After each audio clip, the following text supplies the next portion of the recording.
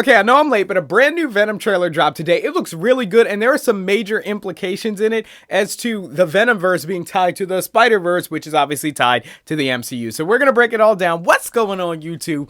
Welcome to WeSibs, West Coast, East Coast siblings, where we break down your favorite movies and TV shows. Before we get started, hit the subscribe button and click the bell so you don't miss. Let's get into it. Okay, so the trailer dropped this morning, and it covers Eddie Brock living his life with Venom after the events of the first movie, kind of just getting used to life with Venom. He's a slob. Venom gets a mess all over the kitchen as he's trying to make breakfast and stuff like that. He's just super obnoxious. We see the return of Mrs. Chen as Eddie Brock's going into the convenience store. He's now offering Mrs. Chen protection pretty much from the gang violence and the street violence going on in the city. We see that Venom's voice, although loud and clear, is not heard by anyone other than Eddie Brock in his head. So after reestablishing Eddie and Venom, we get a voiceover by Owen Wilson's character, aka Carnage, talking about, oh, you've left me, I've missed you, where have you been? Don't you understand that, when you leave somebody, you're damaged or whatever? He's obviously feeling jaded, feeling slighted by Eddie Brock in some way, shape, or form. Maybe Owen's character knew Eddie in the past and this was something that had happened. They were involved in something that ended up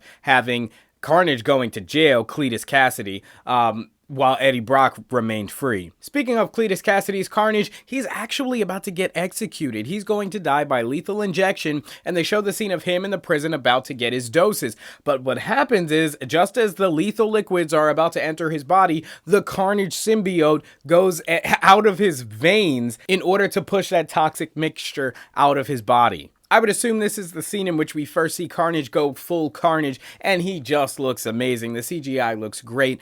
He looks distinct in his nature from Venom. Venom's a little more orby, more round and slick, kind of like Tar, whereas Carnage has a much more angular, sharp, aggressive look and style. Now, getting into the huge ties with the MCU, I want to point this out for you guys. Stephen Graham's character, the actor Stephen Graham, who's still unnamed in the movie, he's reading a Daily Bugle article that talks about Cletus Cassidy's killings, and the Bugle sign, the Daily Bugle sign, is the exact logo and styling that we see in Sam Raimi's Spider-Man trilogy. Now, of course, this is not by accident, and it has huge implications. So what this could possibly mean, as I've been churning it around in my head, is that we know that Doc Ock from Sam Raimi's Spider-Man will be in the MCU movie Spider-Man 3 No Way Home. But Eddie Brock's Venom did not show up on the scene until Spider-Man 3 in Sam Raimi's trilogy. So Doc Ock gets pulled out of the water at the end of Spider-Man 2, and that's where the beginning of Spider-Man 3 Nowhere Home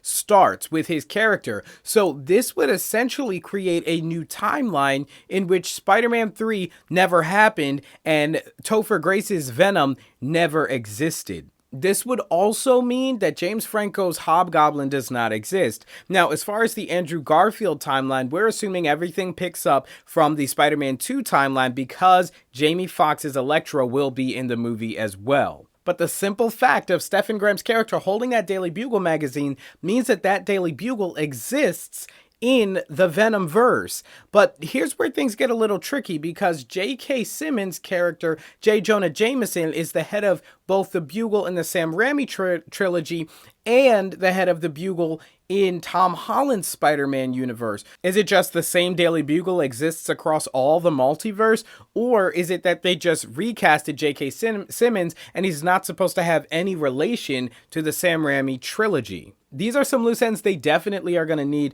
to tie up, because it creates a little bit of confusion now.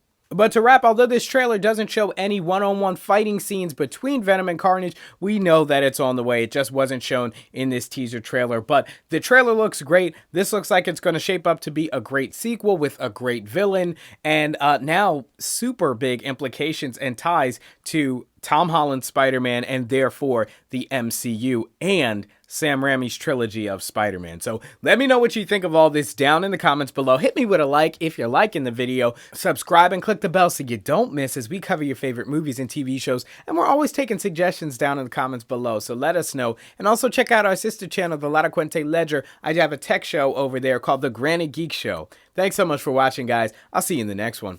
Peace.